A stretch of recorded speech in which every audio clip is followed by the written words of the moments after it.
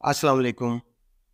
میرے ہاتھ میں آج وہ فروٹ ہے جس کو اللہ تعالیٰ نے بغیر پانی کے بنایا ہے، بغیر کھاد کے پیدا کیا ہے۔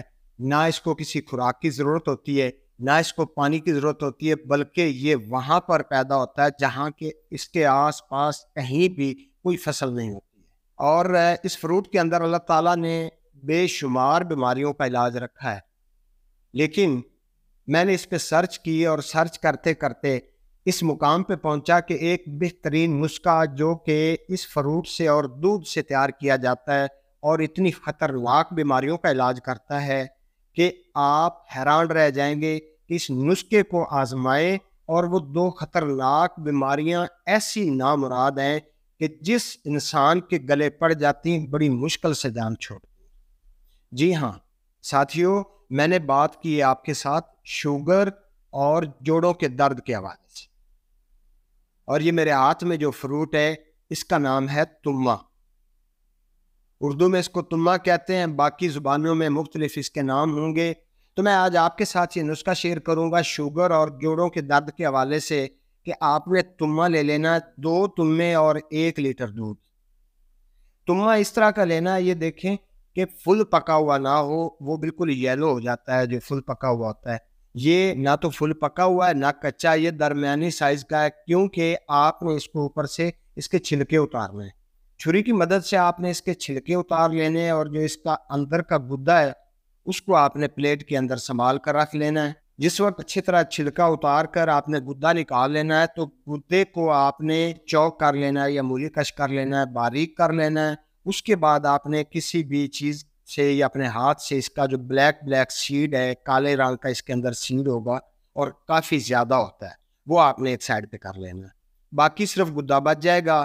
اس کے اندر آپ نے 1 لیٹر دودھ کا شامل کر دینا ہے، اور دودھ یاد رہے کہ تازہ دودھ ہونا چاہیے۔ اور یہ نسخہ آپ نے جس وقت تیار کرنا ہے تو رات کا وقت ہو، شام کا وقت ہو، شام کو جب تازہ دودھ آئے تو 1 کلو دودھ کے اندر آپ نے یہ گدا شامل کر کے اس کو اچھے سے ہلا کر اوپر سے ڈھکنا دے کر رکھ دینا ہے۔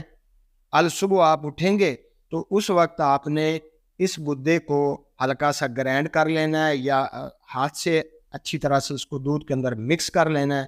مکس کرنے کے بعد آپ نے آگ کے اوپر رکھ دینا ہے، اس کو اچھے سے ابالنا ہے، اور یاد رہے کہ اس کو 1 منٹ بھی آپ نے رکنے نہیں دینا ہے۔ اس کے اندر آپ نے کوئی لکڑی کا ہلاتے رہنا تاکہ یہ ہلتا رہے، نیچے سے یہ لگ نہ جائے، خراب نہ ہو۔ تو آپ نے تقریباً 1.5 گھنٹہ دودھ کو جب آپ ابالیں گے تو اس کے بعد آہستہ آہستہ یہ دودھ الگ ہو جائے گا، پانی الگ ہو جائے گا، لیکن آپ نے گھبرانا نہیں۔ آپ نے اس کو ابالتے رہنا ہے، گرم کرتے رہنا ہے، حتیٰ کہ یہاں تک تو اس کی شکل ایسے ہو جائے گی جیسے پنیر بن جاتا ہے یا کھویا بن جاتا ہے۔ جب یہ مکمل خشک ہو جائے تو آپ نے اس کے اندر 1 چمچ دیسی گھی کا ایڈ کر دینا ہے، اور اس کو اس کے اندر بھوننا شروع کر دینا۔ اتنا بھوننا ہے کہ یہ فل براؤن ہو جائے۔ فل براؤن ہو جانے کے بعد آپ کو پتہ چل جائے گا کہ اس کی بہت میٹھی اور پیاری پیاری خوشبو آ رہی ہے۔ اس وقت آپ نے اس کو نیچے اتار کر ٹھنڈا کر لینا ہے۔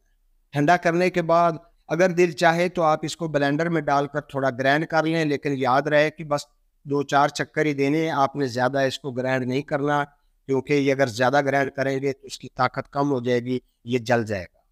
اس کے بعد آپ نے اس کو کسی شیشے کے جار میں ڈال کر عام ٹمپریچر جو آپ کے روم ٹمپریچر ہے وہاں پہ آپ نے رکھ دینا ہے۔ ابھی آپ کو بتاتے ہیں کہ آپ نے اس کو استعمال کیسے کرنا ہے۔